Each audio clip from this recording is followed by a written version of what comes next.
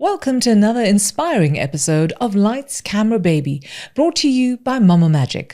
I'm your host, Projeni Pather, and today we're diving into one of the most meaningful journeys in parenting, raising resilient, kind, and confident children. It's a topic close to every parent's heart, and we're thrilled to have a guest who brings both professional expertise and personal insight to the conversation. Joining us is Kelly Grace, Pedagogy Head for Dibber International South Africa. Kelly's impressive background includes an honours degree in Counselling Psychology, a PGCE in Foundation Phase Teaching, and a certification in Sports Psychology. Now, she's been shaping young minds and supporting families since the age of 19, and with experience spanning classrooms, charitable foundations, and even state agencies. But what truly sets Kelly apart is her lived experience as a mum of two boys, one of whom is on the autism spectrum, just like herself. Kelly's passion for inclusive education and her dedication to fostering supportive environments is nothing short of inspiring. Today, she'll be sharing her wisdom and practical tips for helping families navigate the beautiful, challenging journey of raising emotionally strong and empathetic children. So grab a cup of coffee or settle in for a stroller walk. It's time to dive in. So Kelly, thank you so much for joining us today. We are so interested in listening to the inspiration behind this topic that we have. I mean, understanding resilience, kindness, and confidence. You know, those are such big words, and sometimes it's just taken for granted. So warm welcome to you. Appreciate you being here. Thank you for having me. It's a privilege to be here. I think it's a long time coming. And I'm just hopeful that it gives insight to what I didn't have as a first-time mom or going through studies. I think there's a big difference between, studying something, working with it, and then living it is completely different. Completely. And I think that's the most beautiful part about all the mums that I meet. It's just wanting to empower all other mums and new mums so that you can make those changes. And that's what we're here for at MamaMagic as well. So let's talk about resilience and kindness and confidence. How do we instill this in children? Or what do these qualities look like in children? They might be there and they might be glaring. And parents think, we need to grow these children into responsible young adults, but how do we lay the foundation early enough for those kind of qualities to start to appear? Because it's not they're going to become a teenager or become adults and it will just all of a sudden, it's there, right? I think the understanding is that when, especially new moms, first-time moms, I think there's this misconception that if I read 1,000 books or what to expect, it's going to give me the answer. Yeah. And at the end of the day, it's not. Each child, like I say to parents when I train or I train teachers, they don't come with a manual. They don't come with the how, the why, the when, but it also adds chapters onto it. So if I look at it from my perspective, not knowing that I was on the spectrum and then having a spectrum child, that's another layer to add on where you sit and you compare. Aaron didn't talk at a certain age, and even with my qualification and with my background, I ignored it. So to ask what it looks like is it looks very different. Yeah. Every family's resilience level, forgiveness level, whatever that level is, will be different. But the pathways that we can go about addressing it can be common. And that's what it needs to look like. It needs to suit the family that it's created or grafted for in that sense. I mean, if you think about those words, immediately what springs to mind for me is like we talk about resilience, but there's a fine line between being resilient, being tough, and being a bully, right? And then, there's a fine line between being kind and being, being a pushover, right? Or being confident, but being overly assertive and not being wary of people around you, right? So there's as much as we want to instill those things, it can go the other way. So how do we, it's interesting discussion as to how do we create those environments where we can build on those without going over the line. I think the first thing to start off with is the idea of resilience. And for me, resilience is being okay to fail. It is being okay to not be the best all the time. There is something of growing up and accepting the fact that there is somebody always better than you. And that's okay. It can be better, but it's almost like finding your way. Yeah. A mentor once said to me, because I struggle with the idea of a specialist. I struggle with the idea of being called a top specialist or whatever that looks like. And the issue that I have with it is that I might have specialized in a certain area like development or teaching, but I'm still evolving. Yes. I'm still learning. I'm still progressing, I'm still going forward, but there's still failure in that and there's still testing, and how I bounce back from that is going to represent what resilience looks like. There is a massive difference between resilience and bullying. Bullying doesn't exist in an ECD framework. It was an article that I wrote earlier this year about bullying from a heartfelt perspective, where schools are about boundaries. Schools are about learning the social implications of what happens when we come together. Yes. Resilience can be, I'm standing up for me, but I'm not hurting others or hurting myself in the progressive way that I do it. If I'm resilient, it is an idea of I can bounce back when I've fallen off, or if I've failed, I can come back around. Parents need to come to the understanding in a very crude way, we are to an extent going to mess up our children a little bit. We are going to falter and we are going to crash in some ways, and that's okay. But how we then teach them how to get back up or how to learn or how to become accountable, that's where the resilience. I don't have to bully someone to make sure I am resilient. It is a personal effect. It is not supposed to hurt or deter other people from doing That I love that. And I mean, if you think about it, you make me think about a little baby who's learning to walk, right? And every time they take a few steps, they fall down again, right? And they can either sit there and not want to move forever, or they can get up, right? And that's probably the start of resilience, maybe. It is the beginning. It's how we do get back up. But it's then also important on the parent of the reaction that they give a child. Yes. We tend to overprotect. It's nature. We don't want anything. As a mother, your bear instincts, your mama bear instincts kick in. But it's how do we address it? It's the same when children fall and hurt themselves. And there's a big discrepancy, I think, in girls and boys, how we react, where that idea of boy code comes up. A little girl and a little boy falling should receive the same reaction. How have you hurt? Acknowledge the hurt, acknowledge the feeling, and move forward. That builds resiliency for the next time that it happens. When someone's not around. Yes. To overreact, the child then learns, oh, this is what happens when I get hurt. You haven't given them a coping skill. You haven't given them a step in how to build. So the next time a bigger facet or a bigger issue comes up, that resilience is not there because somebody was there to protect it. Yeah, because mom was there to fix it. Yes, all the time. Mommy will be there to fix it. Dad will be there to fix it. So immediately the child starts to turn instead of trying to figure it out.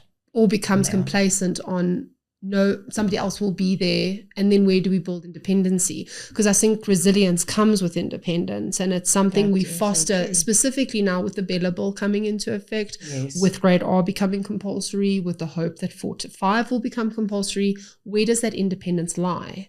If I cannot pack my own school bag, who is going to do it for me later in life? But there's a balance. I think there's a balance between heavy resilience and support, and we've got to somehow meet children in the middle of that. But again, that looks different for every parent or every struggle that a child might be facing. I wouldn't say to a parent who has an autistic child, in terms of building their resilience, will look at the same as a child who's not neurodivergent. There's a difference between it, and it has to meet the child where they're at. It's not the parent's expectation, but the expectation we then put on the child in order to grow it forward. Yeah. Wow. You're giving me so much to think about. And I think often as parents, when we listen to things like this, we look at things that we've done, and have I done that? Have I not done that? How could I have done it better? But at the same time, it's never too late. No, it's not. And the biggest, I think the last 5 years has taught me, specifically with my eldest son, is that parents tend to judge other parents. And I think they do it from the perspective of, if I pick out something that's necessarily wrong about them, they won't see the flaws that I have. And I think growing up with children and now learning and having my own, is we kind of need to bridge that idea of why am I taking criticism from someone I will not seek advice from? Why am I looking for that where it's not supposed to be? It doesn't exist. So then again, the idea, why am I taking criticism from those I would not seek advice from? And that's the idea with being on the spectrum, is that we've had to learn that. We've had to learn, where do you seek the advice? Where do you build that? How do you build it? And I think parents listen too much at the world and how the world precedes it, where they can trust their own gut. They can know right from wrong. And if they are protecting their child to the best of their ability, it's not for me to judge on that as well. Again, as long as it is not hurting them and those around them in the same way. Of course. So then let's move to kindness, right? How do you build a quality like kindness? Yes, I can, I always remember when the song, I always think about the little songs that, Barney was a big fan in our home, and it was all about sharing, and sharing is caring. But those little activities do help. But what are your thoughts on that? I think kindness can be innate if it is encouraged correctly. With Dibber, and it's something that I really enjoy about them, they have a very heartwarming fundamental, and it's called heart culture. And heart culture is the I, you, and we. And how does the I affect the you to affect the we? But it has to start with me. Kindness is simple things. Kindness is a simple thank you. Kindness is a gesture, and it can be encouraged through positive reinforcement. As parents, I so often hear the word no, or I heard don't do that. What about encouraging the good or acknowledging the good through praise? When we train teachers, we speak a lot about specific praise. We speak about how you need to praise the action for what it is worth and the value that it holds. So I'm not eclectically going to say to a staff, or staff or child or whatever the case may be, well done. I'm going to give you the specifics. So I'm going to say, well done for being nice to your brother. Well done for doing such a nice thing for me, whatever that thing may be. And that language then breeds the next step of kindness. Kindness is seeing I affecting you to affect we. And it's simple things. It's picking up things, saying thank you. I don't think enough parents say thank you when their child does something right. We sort of just expect it. How can I expect a child to say thank you if I don't say thank you? Sort of out of the babes of mouths. My youngest last night specifically, Granny didn't do something, and he went, but you didn't say thank you. Acknowledge you've been called out on it, to say, yes, I actually didn't. It was wrong. We can't just go say thank you if we ourselves don't mirror it. So I think kindness is a mirror. It comes from the parent. It comes from language. It comes of how we treat others, especially partners as well, in relationships, marriage, whatever that relationship looks like. And our children are watching all the time. 100%. And they're mirroring that. Again, it goes back. We are going to mess up our kids at some point. We take on what our elders did to us, or our family members. I don't parent the way my mom parented. I don't, and I don't think neither do anyone, because we remember the hard parts. Yes. How much of parenting of our parents do we remember the good? Very little. And if we can mimic that kindness, and we can mimic something as simple as forgiveness. South Africa is very rich in this idea of Ubuntu, but we don't act in it. Yes. We don't live it. We sort of take it on as a saying, or this is community. But it's general, small actions that create, again, the I, the you, and the we. I love that. I, the you, and the we. And it's so impactful. It is. And that's heart culture. For Dibber, that's something that we pride in. And heart culture must also be remembered. Heart culture is not about getting your way.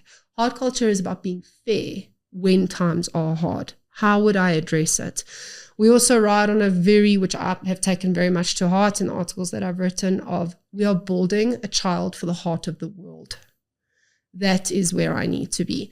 Inclusiveness is as well. I am teaching you how to be kind to the next child. I have seen many children, many adults, not understand my son or not understand me, and then go back to the point of the child's being rude. No, that's how we need to accept people. And that's where kindness comes in. It's not the pointing or the glaring, or what I found the worst about being an autistic mom is your child doesn't look autistic, or stop using your autism as an excuse. How does that breed kindness? If we are constantly questioning other parents of their children, they're hearing that. And it's hard. So kindness is not little. It is full actions every single day. It is the language, the body behavior, how we talk. children mimic us on the phone. And that was a big wake-up call for me with my youngest, especially when I've been on irritating phone calls or phone calls I don't want to be on. And I snap at people. And it's happened. It's all happened. How does that interpret how he then speaks to people? Because that's not kind. It's not addressing the issue at hand. Kindness is understanding and being accountable. And then it resides in the resilient. Because again, you can be resilient, but you can be resilient with kindness. You don't have to. That then again separates the bully. Yes, that is true. That is true. And then how do we bring confidence into this? Confidence again comes from praise. It's about acknowledging a child that they can and they will. I had a very amazing saying when I taught was, there's no such word as I can't unless you have tried. Confidence comes from that. And I think bullying brings it down, because that's the idea of bullying. Because if you look at bullying, it's about bringing another person down. It didn't start in South Africa. It actually started in America. It's a way of leveling. Right. Where confidence, if I instill when I mean proper confidence, I mean structured confidence. It's not about being arrogant that you brought up. Yes. Why can't we say we've done something confidently? If we say it too much, then we boast. But it's something that I agree with. And autistics do this. We often will monopolize a conversation. And the reason we'll do it is we're not doing it to compete with you. We're trying to get to the point where we understand the conversation that we're having. So if you bring up something in relevance that is relevant to you, we will acknowledge it with a story of our own to make sure that we understand it. I see. And that's where our confidence comes from. Most autistic children will shy away because we don't know what to say in those social cues. Right. But having someone with kindness and having that confidence, we can then join in it. And that's where the balance comes in. Now, when we talk about these 3 words, and it's something that we all want to strive for, and I think it's an essential part of building the foundation for a future society. How do we start to instill this, and from what age can you do this? How old, can this work from, when you bring baby home? Is it when they start crawling, when they're walking, or when they, are ready to go to school? When does it switch in? It switches in from the day of birth. Babies can hear you. And this is a very big misconception I have specifically with 1 to 2 teachers, where they think they are not impactful. They are. Your home, how your child feels in your home, that is where it comes from. It's day one. It's not a certain point of, in this milestone on this day, I am going to do this with my child. Yes. Children hear things. It's why psychologists will say to you, don't fight in front of your children. They pick up on all those little things. They are absorbing words. We often sit when we develop programs or vocab programs, we start with the big words from very little. And it's the idea that if a child can rat off Tyrannosaurus Rex, they will pick up words. They will pick up. It's from the day we come home, because then you set that routine. So you set that habit where this house is about kindness. There is a very big idea with language and words, and I think it's often what parents miss out is they don't label emotions. When your child is feeling frustrated, give the word frustration. I can see you are frustrated. I can see you are angry, because then you create this safe space that I can bring this information to you. Most autistic children will have their worst meltdowns with their mother figure because it's a safe space. Nobody will judge me. Nobody will hurt me. I can behave like this and get it out because it's a safe space. If you create that safe space from day one, then you are breeding an atmosphere where I can come tell you I've made a mistake or I need additional support. But if we shut it off and we don't speak about it, when is it going to happen? And that makes so much sense, because you look at so many little children and people say, how can you believe this little 4-month-old or 5-month-old is doing, saying the word no, or, doing something that we think it's absolutely funny because it's such an adult-like behavior. And this child is just a few months old and is able to do this. But again, they're mimicking what they see around them, and we don't realize that. Or when they pick up your phone on the bed, it's because they're mimicking what you do all the time. It's those little things, and you see it already, but you don't understand their level of intelligence already at as young as they are, right? And again, at Dibber, and this is why I love them so much, is that they breathe this idea into us of, what if a child knew how valuable they were? What if a child knew from the get-go that they can and they could and they will. Yeah. And that being in that valuable bubble, they can accomplish so much, and they do. And parents sort of like get excited when these things happen, but it's from them that it is happening. How engaged are you as a mom? Yeah. And I don't think things like postpartum depression are spoken about. Some moms have horrific births and they zone out. Women have described they zone out. There's psychology words that are associated where they didn't bond with their child or they don't remember that. And you feel guilty because then you get other people who say to you, but have you done this yet? But have you done that yet? And all you want to be is in that bubble of being a mom. And I think we take it for granted. Your children are only that age that day. Yeah. And I think there's so much this conformed pressure to then align with milestones. And I think this is where parents get confused. Yes. Milestones are not set in stone. It's a guideline of a specific age. And I think that's where it came to bite back at me a little bit. Now looking back, being diagnosed and being on the spectrum, I spoke fluently at 9 months. Where my parents attributed that to intelligence and they attributed it, and I had very much older siblings. I'm very much what we call a laatlammetjie. Yeah. I have a 10 and 13-year age gap between my siblings and myself. So they assumed that because I was around older children and older adults, that language came in. But if you look at when I worked confidently at only 18 months. There's a big gap, which they didn't pick up in the 90s because autism wasn't spoken about and nor was it seen in girls. Yeah. And it missed the bar. Where I had a close friend who was male and was diagnosed with ADHD off the bat, I wasn't. And the gap started separating as well. Absolutely. And that's where I think parents miss that fall short as well. We don't have to sit and live in comparison, but we do have to understand our child. Again, going back, I ignored my son's autism for a year. I literally put blinker blinders on it and went, this is not me. It's not, it can't be. You're wrong. It's not. Yeah. But then having to come to it in my own way, that's where the difference then comes in as well. So if we had a look at practical strategies for families, like, we look at emotional intelligence, right? How can we help children identify and express their feelings through this, building resilience and kindness and confidence? How do we, help them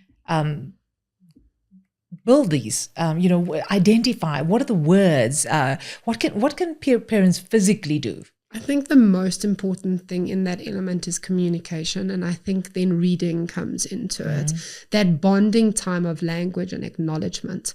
And I think it's spending time. The root of family needs to come back. We are so engulfed in technology and we are so engulfed in a TV, a radio, whatever the case may be, that family communication has broken down. What parents can do, put the phones away, have dinners with your children, speak to your newborn, speak, read. They can hear it. They know that it's there.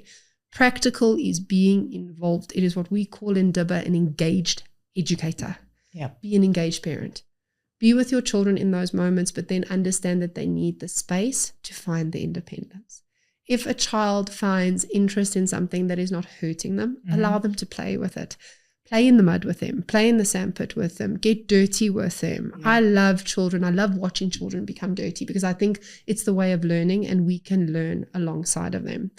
There is a theory and I love it. It's called the power of I don't know. And I think it's such a beautiful way of thinking where teachers have this assumption, and I think parents have this assumption as well, that we have to have all the answers. And we don't.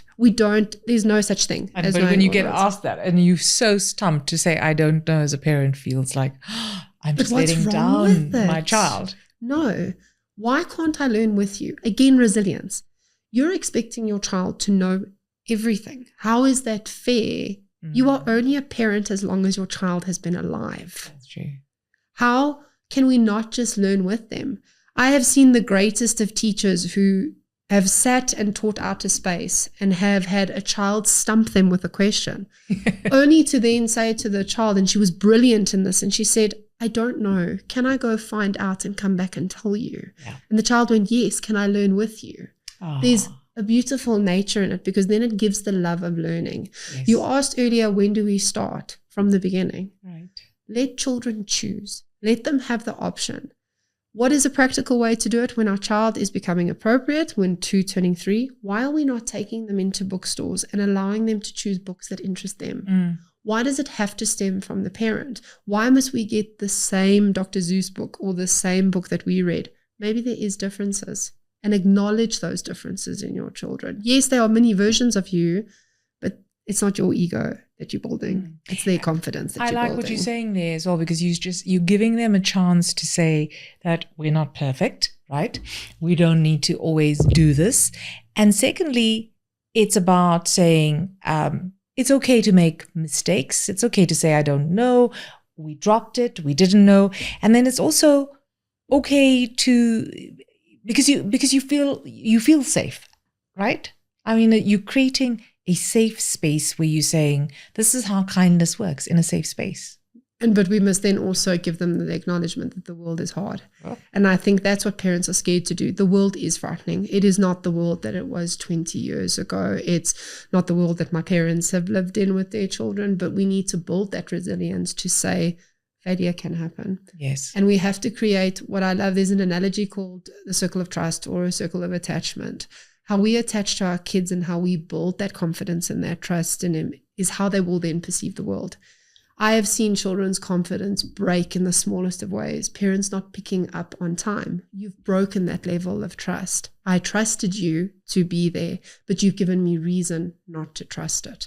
It's the same with fulfilling promises. How many parents, should I say, have tried to bargain with their kids or bribe, but then you don't follow through on the bribe? What does that show them about the trust of my word or of the world? The world is going to fail them at some point, or they're not going to get the job that they want. But then how do you build up that as well? And what I love is I read a thing a couple of weeks ago on an artist that was commenting on Taylor Swift, for an example, when she didn't win Album of the Year.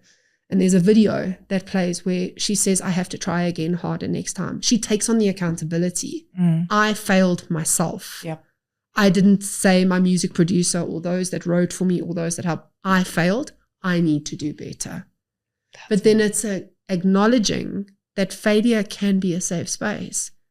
We shouldn't be quick to punish or when the fall shorts come, because we sort of put those expectations on our children of what our parents did. Yeah. And my mom and dad were very different in that. My mom was, when I brought home the 90, it was where it was the 100. Where my dad came from a different cuff where it was, as long as you get 50, you pass. But there's nothing wrong in how my mom did. She just saw my value a little bit higher. Yeah. Where my dad was more the gentler one to say, please just get through it. And that's okay. But they're different. Absolutely. She was an ICU nurse. He is an engineer, very different fields. And it's accepting that. And it's also taking from parents not to then push the academics so much, because we see that in preschools. Parents, why is my child not counting to 100? Why is my child not doing this? Maybe they're not interested in doing it. Right now. Why must I build a 50-piece puzzle if I don't like the picture of the puzzle? Of course. My son builds his puzzles upside down. 2 seconds. Sorry, hold on. No worries. Oh, yeah.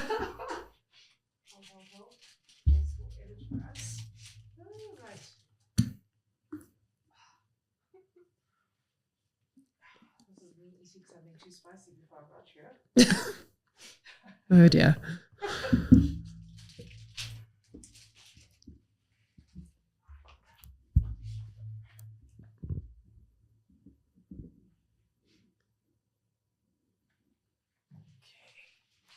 That is so no, your mom and dad. But they are, and they're different people, and there's nothing wrong in that. Their view of the world, they were raised by different people, they're in different industries. And again, this goes back to the academic. Why can't children learn to be hands-on? Why can't they go that route? I think parents think their child is leveled on their level of intelligence because it shows how intelligent they are. Yeah. It's not your journey. It is theirs. Yes. You are there to guide them and hold them, support them, and create independency within that in your own way. Now, through all of this, how do we balance, to build confidence? We want to praise and we want to encourage, but how do we balance that and constructive feedback? You didn't get it right just yet, but what like physically, I think it comes from, there was a phenomenal, when I worked with a guy a couple of years ago who always taught us that criticism, you wrap in a box and you neatly wrap it. And when you unwrap it, it's got to be a slow process because you don't want to rip the paper. So you have to make sure that it's met with acknowledgement, but it is met with praise within that acknowledgement. So it's not just about saying, oh, you did it wrong. Yes. Let's talk about why you did it wrong. Let's understand the why, which again, Dibber's fundamentals, and I love it. The why. Yeah. Why did it go wrong? What could you have done better? Is it in your control? Because then you've broken it down into their understanding. We often go, you've done that wrong, go to your room, or whatever the way that we discipline as parents, but do we actually acknowledge the conversation? Do we actually go and say, this is why I got angry, or this is why we spoke about it? Because you can't bounce with children. You can't be one way with one reaction and one way with another. It's the same with divorced parents. You can't give in on one note and then say no on the other. We have to be on the same playing field. How many children break something and hide it? Because they're scared of what it brings. But if I know that I'm instilling an idea of children to say that if you make a mistake, yes, I will be angry, but this is why I will be angry, we can walk away and we can come back to that. Would the same apply then, or should the same not apply to so if you're doing something wrong, so you to be able to understand what you've done and why it's wrong, but at the same time, when you're saying thank you, for example, to understand what you're being thankful for, like, so you brought mom her slippers, or you made mom a cup of tea, or mom played with you, and it's thank you for playing with me, or mom's thanking you, I had such fun playing with you, thank you, for spending time with me, or an apology. People are very often, I feel sometimes apologies from adults are so empty because I'm not sure whether you know what you're sorry for. But how often do we apologize to our children in the same breath when we've done something wrong? Yes, very true. I've often been criticized, obviously coming from a home with an autistic adult and an autistic child. It is a bomb waiting to go off, especially if he starts getting high-pitched. I'm very sensory overloaded. I often have to say to my autistic son, I'm getting frustrated. I need to walk away. Yeah. And I often say to him, please, you are upsetting me. I need the space. What is wrong with that? What is wrong with saying to a child, you have upset me? Because then they acknowledge they have done something. Now, how old is he now? So Aaron will be 7 in February. And remember, he's partially nonverbal. He's only started speaking. His language understanding is phenomenal, but he's only started to use words recently. Right. But I've given him those words to say, Aaron, I'm getting angry. And sometimes he'll walk up to me and go, Mommy, are you angry? Because then he's acknowledged what that feeling is. We need to say thank you specifically to our children when they've done something right, because that's where they get acknowledgement. People pleasers as adults. How many of us are people pleasers? Because I believe it came from a lack of that thank. Yeah, a lack of that. We always want to be one up. Yeah. But how about we celebrate another parent? How about, again, the same with a parent as it is with a child when you talk about acknowledgement? How many mothers actually turn to each other and go, you're doing a good job? Very few and far between. In the parents that I've sat with on this journey, because I didn't have anyone other than family when Aaron got his diagnosis, it was hard. And there was no one there to talk to. And often I'll sit with parents who get their diagnoses and they sit with it and they're in it. And I go, but you're a good mom. And a large majority of them will turn around and go, nobody said that to me. Nobody acknowledged that I was good. So do you think that has changed your parenting style? Yes. A lot of the time. It's hard. But there's a lot of criticism even within the autistic community, because a lot of us, parents are parents, we're keyboard warriors, we know what it is. Yeah. And I remember when Aaron got diagnosed initially, and we had to move him out of the school that he was in because he was having intensive meltdowns, and it wasn't fair on the teacher as well. And it got to the point where we left his first proper preschool. And I remember putting on one of the groups, and I remember saying, I need to make the decision. He has to go spend 8 weeks with Granny because we had to find an appropriate school for him in that time. We couldn't just rush and jump into a school. And the amount of moms who came back and said that I was abandoning my child was horrific. Oh, it was hard. But that comes from their own issues. It doesn't stem from what I need. And the moms that did support me, I've never met, and I still speak on WhatsApp regularly, or I phone them. And that's where community is built. But it's them saying, it's okay. Yeah. It's fine to feel like this. Yeah. But again, are we doing it to our children as well? Are we acknowledging their strength? Are we acknowledging their strength as a mom? Yes. And that's the difficulty with autism. You meet one autistic person or child, it means you have met one.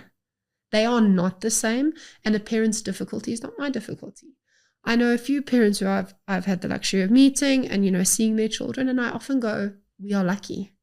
There are certain things that some children still struggle with that we didn't even think about. Aaron eats every type of food. Right. Where some autistic children live on noodles and nuggets. And the idea in the autistic community is fed is best. If my child has eaten today, that's great. That's okay. Where other parents will criticize that and be like, how could you give them nuggets for the 440th time? Well, because my child needed to eat and that's what we need to do. But here is where the criticism is. Exactly. And I don't think it's just in the autistic community. I think parents generally, look at other parents and how they parent. And, your way is not always the best way. Your way works for you and your family. But something else works for me and my child. And that's respectful, again, right, as long as it is not hurting them and others around them. Exactly. And our circumstances are so different as well. We try to tick so many boxes, and there's always so much as moms that we try to do and to fulfill and to make everything so special. And every occasion and every milestone and every year, that it's just daunting, and the last thing you want is somebody to beat you down and criticize you for not being as good as them or not doing what they think is the right way. But it's bred, and I think it comes from everyone else. How often do you sit in a mom group where somebody brings up something and you go, oh, that's not my problem that I have to deal with, but how about we support the mom that's struggling with that? We don't have to tell them what to do, but we can create a safe space. Again, there's that safe space where we don't have that safe space, where we're expected to be up and clean. And I've seen the posts often where it's, I didn't get laundry done today, but your child slept on you the whole day. That was a moment you're never going to get back, and you're going to miss. And you'll be doing laundry for the rest of your life. And they'll hopefully be doing it with you. But that's where independence then comes from. And I think the sense of family has depleted so much. I think a lot of the family that is around us, we don't go to moms as often as we could for the fear of that criticism. Oh, you should know better, or you should have known that. Even from between my first child to my second child, I was lost the second time around. How old is the second one? So he's exactly 19 months to the day behind his brother. So even going through it the 19 months before, I'd forgotten how to burp. I'd forgotten all those little things. And you do, because it becomes part of the practice norm. Yeah. But we missed out on a lot of that time as well. And again, circumstances. I had to leave to Botswana with my in-laws for additional support, because that is where they were living at the time. Now, we spoke about, these qualities that we want to instill in our children, how we can model it as parents and how we can build it at home. But then the next phase of life for our little babies is to try to figure out, where are they going to be? Is it an early learning center? A lot of them are being left at creche or a play school before they start big school. There's different levels. And what should we be looking for in these spaces as parents, so that we find a space that supports what we're doing at home? Right? I think it's very much up to the parent themselves, and it's their viewpoint, and we as educators can't criticize that. If a parent's safety nest is that the child starts school at 2, that is their prerogative. It's what they choose to have. In an ideal world, I think children should start school as soon as they possibly can. And the reason I say that is because the misconception about preschool, play school is that we go there to learn. No, we go there to socialize. We go there to learn cues from other children. Social cues. My children both, not by choice, had to start school at 8 weeks old. They didn't have that choice. I didn't have the luxury of UIF, a double come in household. There is a choice that I made. Have I seen the difference in children that go to school late versus early? Yes. The integration is difficult because of the attachment. If I only know mom, and this is what COVID did, I only know mom, I do not trust the world around me. It's not fair. We need to understand that attachment is grown. Secure attachment is important. Knowing that if I go somewhere, mommy will come back. It's the same thing we say to parents when they start the first day. If you're going to cry, that's fine. Give me your little one. Go cry away, because then they trigger, mom is crying. This is not a safe space for me to be in. That's what school is going to be. What does an education center look like? It should look like home. It should look like an extension of you as a parent. Mm-hmm. And that for me is why I was drawn so much to Dibber, is because it is that home. It is that family. It is that way of that connectiveness, that a way of understanding where we're from, that it carries on at home as it does at school. The school you are looking for should suit your ideals and your comfortability. I can walk into schools and know if a child is going to fit there because it's the way that I feel about the space as well. The earlier, the better. And no, I'm not criticizing the moms that choose to do it later, but I'm saying in an ideal world, the sooner you do it, the sooner you then get yourself back. There is no more joy than picking up a child after school. I absolutely love doing it. I didn't do it as a teacher for many, many years because often they were with me at the same school. Now that they're at their own school, concerts, pickup times, all of that, the running to you is phenomenal. And them expressing what they've done for the day. Yeah. I've done this today, or I learned this. Beautiful. Parents enjoy that little time because I remember getting into the car in grade 8 or grade 9, and my mom would ask me how was school and I'd go fine. And that's the extent of the sentence that you get, where now with my youngest, it's I drew this today, I painted this today, this person got into trouble, this person. There's joy in that. And it also sets routine. Yes. Routine is important. Even if you are at home with your children, you have to set that tone of routine. Children thrive on routine and structure. It is a very big misconception that they don't. They do. And they love familiarity. It's the same thing as the autistic world. We thrive on routine. We're taught from a very early age with our children. Yes. Stick to that routine. But then you've got to learn to throw a ball and curve. So you've got to be able to throw those changes and then see what they do when they bounce back from it as well. Again, the resilience comes in. Now, I've heard so much about Dibber having such a different approach, a holistic approach when it comes to child-centered education. Share a little bit more about that with us. What I love about Dibber is the idea of play. That play breeds imagination and exploration, and we learn through those pockets. Play, it's centered, it's independent. We find who we are in that sense. And that's what I love about that holistic idea of a child. We are not just learning the ABCs, we're learning the fundamentals through reading. And what's really, really great about Dibber is they take the whole concrete approach of that holistic play and they thrive in the independency of it as well.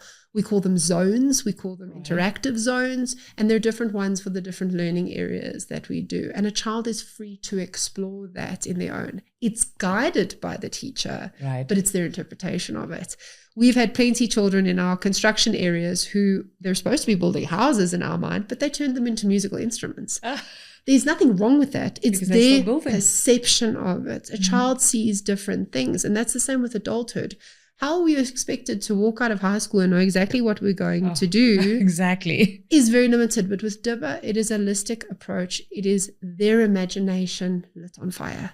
It is about that exploration. It's about being engaged and guiding their learning of the why. I love the word why. I think it's such a critical element that children should be asking why. That 450 whys that you get in a day, don't ignore them because it's sparking an interest you didn't know that they might have.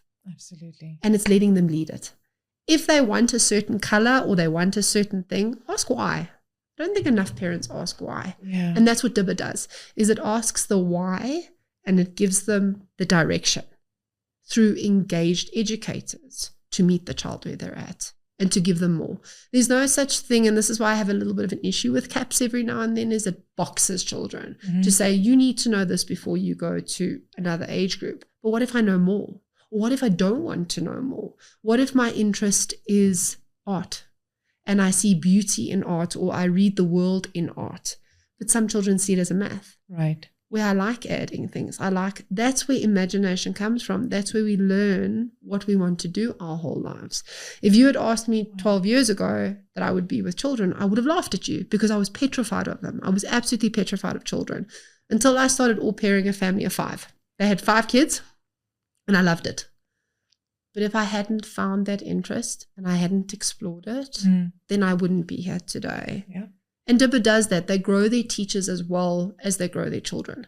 Every classroom is different. It is not the same. And when we design curriculum for them, we don't look at it in terms of you have to follow this set of instructions. Teachers are not created. They are born. They know where that direction is. And I have a lot of different friends who've had a lot of different backgrounds, and some have had hardships, some haven't had hardships. And I remember having a conversation a couple of years ago with a friend of mine, just as I finished going, when I went into curriculum eventually. And he turned to me and he said to me, where were you when I was a kid? Because I think if somebody had heard me and I think if somebody had tried to see what I was going through, maybe my life would be different. Maybe it would be a different approach. And that's what schooling should be. It shouldn't be boxed and closed. It should be open and interpretive. It should be their own direction. Kelly, as your parting words for today, it's just been truly, truly insightful. And I think many parents will probably want to go and listen to this a few times over because there's so many nuggets in here, I think, and so much of support and actionable ways that parents can take this forward and make small changes. But, what would be your advice for your parting words for parents who are trying to raise children to be resilient, confident, and kind, like we said, in such a complex world? What is the one or two things that you would leave them with today? I think know your own child for yourself. Don't sit comparatively to siblings, to other families. Know and understand your child. Know that they're different in their own way and it's okay, and acknowledge that okay space, that they can be anything they want to be and it's free of judgment. Yeah. That's what we need. To grow that independence, I think, is very important. And I think the other thing is to be more here. Be more there with your child. Take away the elements of that and just play. I love sitting in the garden and lying with my son and looking at the sky because there's beauty within that. And I think that's being lost. That idea of being engaged with a child, just play. I think there's such a beauty. We sit together and look at our phones. But we do. And that's the sad part. Yes. And then we watch them go towards a tablet, but then we take the tablet away from them because, no, now it's too much. Yes. Parents need to understand their children for who they are and accept the difference and the uniqueness within it and grow it and encourage it to be different. And don't ever put the no in front of them. I think no is the wrong word. I don't like no. I don't like, there is a different way. And we've seen it with teachers as well. How often do we sit in a class and get so depressed because all we've done the whole day is go, no, don't do that. Don't touch that. Where what if we went with them?